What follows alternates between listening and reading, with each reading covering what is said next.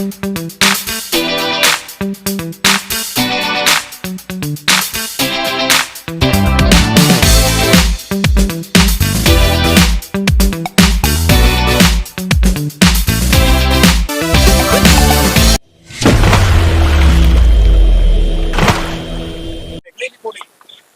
के साथ जो हुआ, अभी एक और खबर आ रही है, ऋषि की खबर आ रही है, बहुत सारे लोगों के साथ हो रहा है।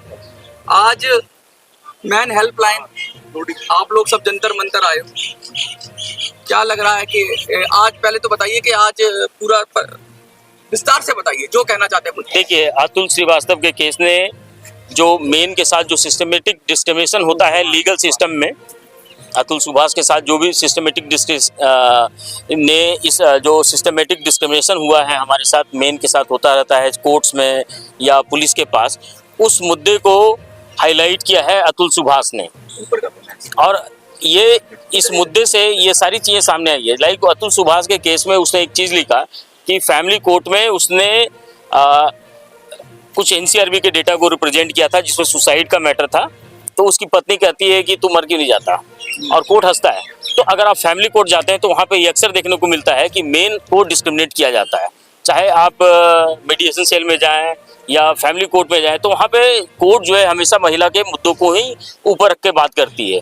यहाँ तक कि अगर मामला पुरुष का होता है, लेट्स से कि अगर किसी के बीच में लड़ाई हुआ, मेडिकल भी उसका आप लेके बैठ जाए, एमएलसी भी आपके पास है, पुरुष को पीटा गया, पुरुष के साथ दुर्घटना हुई है, पति ने किया है, पुलिस उसके केस को नहीं लेती है। महिला के कंप्लेन मात्र से महिला का केस तो ले लेगी, पुरुष के खिलाफ एफआईआर दर्ज हो जाएगा, लेकिन पुरुष के एफआईआर पे कोई कार्रवाई नहीं होगी, उसको कंप्लेन को एफआईआर में कन्वर्ट ही नहीं होने देंगे और वो दौड़ता रहेगा, कोई सुनवाई नहीं है।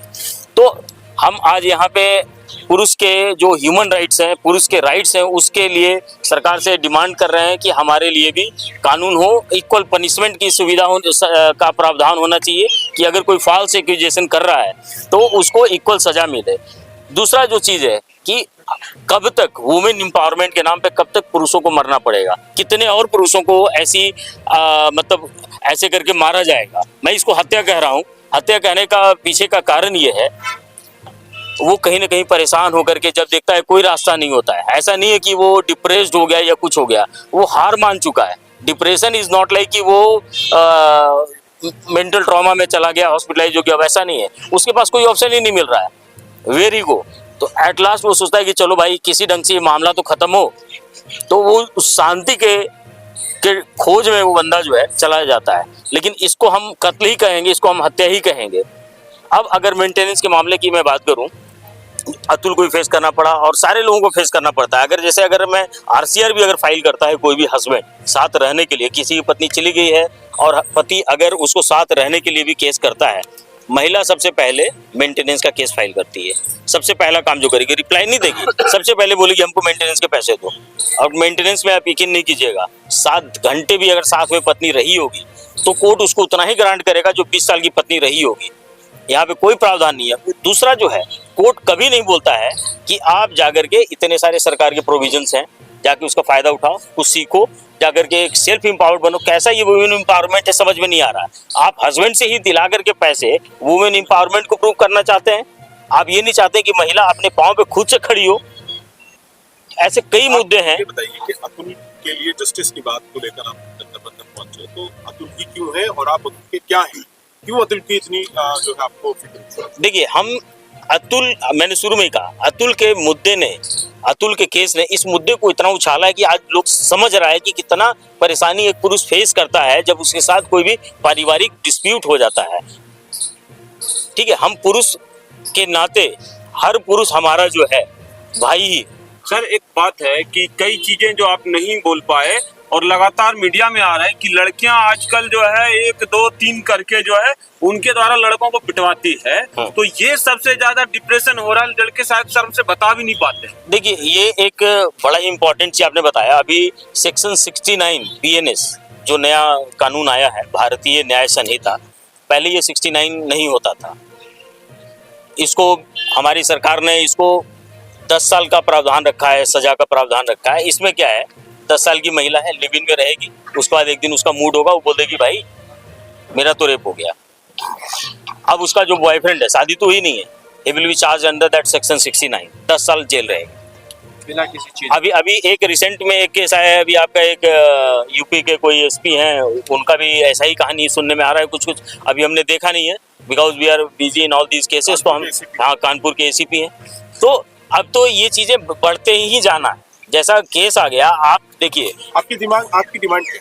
हमारी डिमांड है सिस्टमेटिक लॉ को लाया जाए, जिसमें कि पुरुष के अधिकार को भी सुनिश्चित किया जाए और फॉल्स एक्यूजर्स को इक्वल पनिशमेंट दिया जाए, बराबर का उसको प्रावधान हो। अब आपके आगे की क्या रणनीति है? अगर यहाँ से आप आगे की रणनीति यही है कि हम लोग अभी एमपीज, मेंबर ऑफ पार्लियामेंट्स वगैरह से मिलेंगे, उनको मेमोरेंडम देंगे, 1-on-1 भी हम लोग इंटरेक्ट करेंगे। अभी तो हम लोग यहाँ पे प्रधानमंत्री जी, प्रेसिडेंट और लॉ कमीशन, इन सबको मेमोरेंडम यहाँ से हम लोग दे रहे हैं। लेकिन गोइंग अहेड हम लोग अभी कई सारे एमपी से मिलने का प्लान कर रहे हैं। अभी यहाँ पे चल भी रहा है, सत्र भी चल रहा है, तो हमें उम्मीद है कि कुछ एमपी से हमें मिलने का मौका मिलेगा। हम लोग मेन हेल्पलाइन ग्रुप से हैं एंड थाउजेंड्स ऑफ मेल, मतलब खास करके अतुल के केस के बाद तो कई सारे लोग कॉल कर रहे हैं और कॉल इतना ज़्यादा हो गया है, कहने का मतलब अगर हमारे पास एक दिन में 10 कॉल आते थे तो अभी हमारे पास 100 कॉल आ रहे हैं, 20 मेल्स आ रहे हैं एक दिन में। और हम लोग 2 बजे रात तक सारी टीम जागी हुई है कि भाई उसको कंसोल किया जाए। कब से आपकी चूंकि हम चल रहा है? कब से चल रहा है? देखिए, मेन हेल्पलाइन हम लोगों ने 2020 में किया था, बट आपको एक चीज बता दूं मैं, मेन हेल्पलाइन एक अकेला ग्रुप नहीं है जो कि पुरुषों की मदद कर रहा है। हाँ, ये 2000 से हमारी जैसे कई संस्थाएं हैं जो कार्यरत हैं। कुछ वकीलों के द्वारा चलाया गया, कुछ इंडिविजुअल लोगों के द्वारा चलाया गया। सस्टेनेबिलिटी नहीं है इन संस्थाओं में, क्योंकि इसको सरकार की तरफ से कभी भी ये नहीं कोई सुविधा नहीं दिया गया और कुछ बढ़ावा नहीं दिया जाता, इसलिए सस्टेन नहीं कर पाते हैं। तो whatever we are doing, हम अपने इच्छा से, अपने जील से जो भी है हम कर पाते हैं लोगों की मदद। ठीक है। पुरुष आयोग पे कुछ कहना है आपको? देखिए, हमारा जो डिमांड है यहाँ पे पुरुष आयोग के लिए, हम चाहते हैं ऐसा फोरम बने जैसे कि फैमिली वेलफेयर कमेटी 2017 में बनी थी, जहाँ पे कि मेन और वुमेन के मुद्दों को इरिस्पेक्टिव ऑफ एनी जेंडर, जैसे वुमेन कमीशन सिर्फ महिला की बात करती है, तो हम सिर्फ पुरुष और महिला की अलग अलग संस्था नहीं चाहते। हम चाहते हैं कि ऐसा कॉमन प्लेटफॉर्म हो जहाँ पर कि मेन और वुमेन के दोनों इशू को देखें, चाहे वो रेप से रिलेटेड हो या फैमिली विवाद हो। जब तक ये कॉमन प्लेटफॉर्म नहीं बनेगा, हमें जस्टिस नहीं मिलेगा। अदरवाइज क्या होगा, हम चले जाएंगे पुरुष कमीशन के पास, आप चले जाइएगा महिला कमीशन के पास, और दोनों कमीशन लड़ते रहेंगे, हम दोनों अपना इंजॉय कर रहे हैं। ठीक है, तो थैंक यू सर। हाँ, कौन आप बोले सर? हाँ जी, इधर देखिए, क्या नाम है आपका? मेरा नाम एडवोकेट बब्बन है। इसमें हमारा कॉन्स्टिट्यूशन हमें राइट देता है, राइट टू इक्वलिटी, जो कि हमारा एक संवैधानिक अधिकार बनता है। लेकिन इक्वलिटी के नाम पे हमारे पास क्या है, एक वुमेन के लिए अगर देखा जाए तो 50+ लॉ है, 50+ IPC CRPC में सेक्शन है। एक मेंस के लिए कोई अगर है कोई जानकार तो बता दे कि एक भी सेक्शन हो। ऐसा क्यों? अगर कोई महिला रेप का चार्ज लगाती है, आदमी चाहे वो सही है या गलत है वो बाद में डिसाइड होता है, लेकिन जो एक्यूज है वो तो जेल में चला जाता है। जेल में 2 साल 4 साल रहने के बाद पता चलता है बंदा एक्विटल हो जाता है, बरी कर दिया जाता है। तो जो पिछले जो 3-4 साल जो जेल में रहा है उसका कौन जिम्मेदार है? क्या हमारा कॉन्स्टिट्यूशन जिम्मेदार है? क्या हमारी जुडिशरी जिम्मेदार है? उसकी रिस्पॉन्सिबिलिटी कौन लेता है? जिसने अपनी, चाहे वो 17 साल का अगर कोई लड़का होता है तो अपनी जवानी के जो गोल्डन टाइम होता है वो जेल में चला जाता है। गोल्डन टाइम का पता चलता है कि वो 10 साल के बाद जब वो 40 साल का हो जाता है वापस आ जाता है। तो यहाँ पे जो हमारा ये टोटल जो राइट टू, जो हमारा इक्वलिटी का राइट है, ये हमारा खत्म हो रहा है। तो हमारी डिमांड ये है कि हमें कोई राइट प्लेटफॉर्म दिया जाए जहाँ पे हम मेंस की भी बात करें। अगर ऐसे ही अगर मैं मेंटेनेंस की बात करूँ, जो कि CRPC 125, अगर कोई मैट्रिमोनियल डिस्प्यूट होता है तो कोर्ट सबसे पहले प्राइमा फेसी ये कहती है कि पति ही जिम्मेदार है, पति ही वाइफ को मेंटेन करे। क्या पत्नी मेंटेन नहीं कर सकती खुद को? क्या हमारे जो प्राइम मिनिस्टर साहब हैं वो कहते हैं कि रानी लक्ष्मीबाई या जो महिलाएं बहुत आगे हैं, एक कंधे से कंधा मिला के टाइम पे चल रही है, और पूरा हमारे भारत का स्लोगन है ये, कंधे से कंधा मिलाना। तो यहाँ पे जब कोई पत्नी मेंटेनेंस मांगती है तो वो अबला कैसे हो जाती है? उसका अबला होने का कारण क्या है? क्या उसको अबला हमारा सिस्टम बना रहा है? अगर पति को दबाव बनाया जाता है तो अपनी वाइफ को मेंटेन कर, तो वाइफ को भी तो दबा कहा जा सकता है कि आप ये करो। ठीक है एड्रिन ठीक है। एड्रिन अब कोई और है? एड्रिन एड्रिन आ गया कोई और है? आ गया आगे आ जाइए आगे। आगे आ जाओ एड्रिन। रवि का कुछ अच्छा रवि का ठीक चलो जी जी, मैं ये कहना चाहता हूँ सबसे खास करके जो इस केस में जो इम्पोर्टेंट चीज़ है, जो 498 है और डोमेस्टिक वायलेंस, जो 498 है जो है महिला के संरक्षण के लिए लाया गया था, और उसके बाद 2005 में उन्होंने लेके आया था डोमेस्टिक वायलेंस। लेकिन इसका जो इतना मतलब मिसयूज़ हो रहा है, इसका जितना भी दुरुपयोग हो रहा है हमारे मर्दों पे, तो बहुत ही ज़्यादा हानि ये चीज़ है, मर्दों के लिए बहुत ही ज़्यादा हानिकारक है, उसकी मेंटल हेल्थ के लिए, उसके जो अब वो रोज़ाना जो काम करते हैं उसमें वो सही से दिमाग नहीं लगा पाते। इवन इसमें सुप्रीम कोर्ट ने कितनी बार कहा कि इसका मिसयूज होता है, सब ने कहा मिसयूज होता है, लेकिन उस पर एक्ट कौन करेगा? आज तक कौन कोई करेगा? मोटो नहीं लिया गया। उस आप हमेशा ही बोलते हैं कि ये गलत हो रहा है, मिसयूज मिसयूज हो रहा है, गलत हो, लेकिन कौन करेगा? तो- फिर गलत हो रहा है तो सुप्रीम कोर्ट भी कहीं सुप्रीम फैमिली कोर्ट के तरफ बढ़ रही है, जो स्टेप दिखता है। एक बाइट और कर दे, एक साहब और। हाँ एक कौन एड्रिन चलो, कौन दे रहा है? आगे अनिल कौन दे रहा है? Yes sir. जरा, चल। अभी आप दे पाओगे तो रहने दो, नहीं तो फिर इससे दिलवाए। कोई नहीं, मैं एक सेकंड बैठ के बोल देंगे, बैठ के कोई बात नहीं, थोड़ा सा बोल दो। डिसेबिलिटी जरूर बता। उनका भी ले लेंगे सर, हो गया। ये देखो ये देखो क्या नाम है आपका? देखिए मेरा नाम विशाल है और विशाल सवाल ये है कि उनके लिए आपको जस्टिस आप हाँ कब से और कितने लोगों को जो है जस्टिस मिला चुके हैं, और ये अतुल के मैटर में आप लोग क्या प्लानिंग है? देखो अतुल के मामले में हम ये कहना चाहिए, मैं भी एक अतुल हूँ। अब मेरी वाइफ ने ही मेरे पे केस लगा रखे, फॉल्स केसेस लगा रखे है, जिसमें 377 एक केस है जो अननेचुरल सेक्स के लिए होता है, वो लगा रखे। आप देखिए मेरी ऐसी सिचुएशन है, मैं उस केस को मतलब कि मेरे को पुलिस वालों ने कैसे लगा दिया वो भी एक बड़ी बात है, लेकिन सारा 498 ए भी लगा रखा है मेरी वाइफ ने मेरे ऊपर, और साथ में मेंटेनेंस का भी लगा रखा है। मेरी ऐसी अभी कंडीशन नहीं है कि मैं काम धंधा कुछ भी कर सकूं, लेकिन फिर भी मेरे ऊपर 1 करोड़ का तो उन्होंने लगा रखा है एलिमनी का, और मेंटेनेंस मांग रखा है 1 लाख रुपये महीने का। बच्चे एक मेरी लड़की है उसके लिए भी उन्होंने लाख रुपये मांग रखा है। एक लड़की है जो मतलब कि अभी 1 साल की भी नहीं हुई है और उसका खर्चा 50,000 मांग रखा है मंथली। अब 1 साल की लड़की है 50,000 कैसे खर्चा, क्या कहाँ खर्चा हो सकता है जो मांग रखा है, पहली बात तो। दूसरी, और मेरे कोई इनकम सोर्स भी नहीं है मेरे को मेरे पेरेंट्स ही में संभालते हैं, मतलब कि वही मेरा रख रखाव रखते हैं। शादी हो गया आपकी?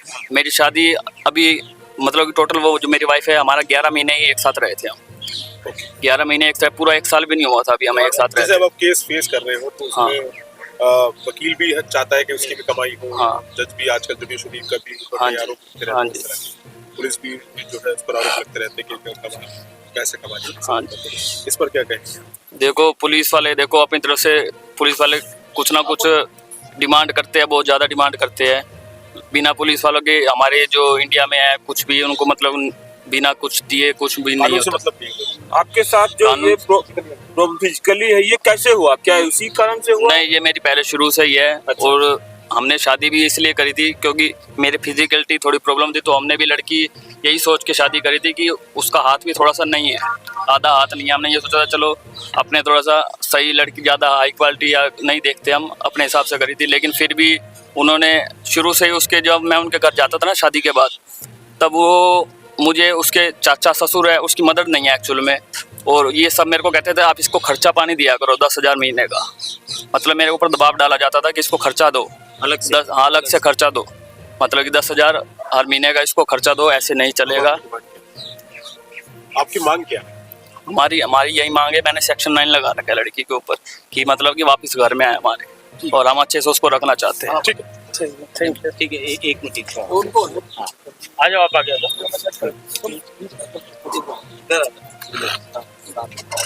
सर हमारा भाई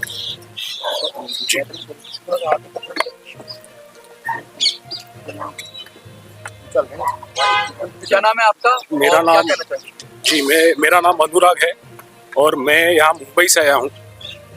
मैं ये बताना चाहता हूँ कि ये सिर्फ कोई दिल्ली की बात नहीं है या कोई पर्टिकुलर जैसे अतुल की बैंगलोर की बात नहीं है, ये पूरी भारत की बात है। तो हमारे पूरे देश में बहुत सारे मर्द मेल्स हैं जो सफ़र कर रहे हैं इस तरह के, और इसमें उनको बहुत साल जो उनके वेस्ट जा रहे हैं। सो जैसे मेरे खुद एग्जांपल है कि मैंने ऑलमोस्ट 3 साल से मैं इसमें इसके थ्रू जा रहा हूँ और अभी तक कुछ सोल्यूशन नहीं है। सो मुझे कहना है कि जो हमारा जो टाइम जो वेस्ट हो रहा है तो उसका कॉम्पनसेशन हमें कैसे मिलेगा। अगर जैसे महिला है वो कॉम्पनसेशन मांगती है इन टर्म्स ऑफ मनी, तो हमारा जो वक्त ज़ाया हो रहा है सो उसका हमें क्या कॉम्पनसेशन मिलना चाहिए, ये एक मेरा मुद्दा है। Thank you thank you sir.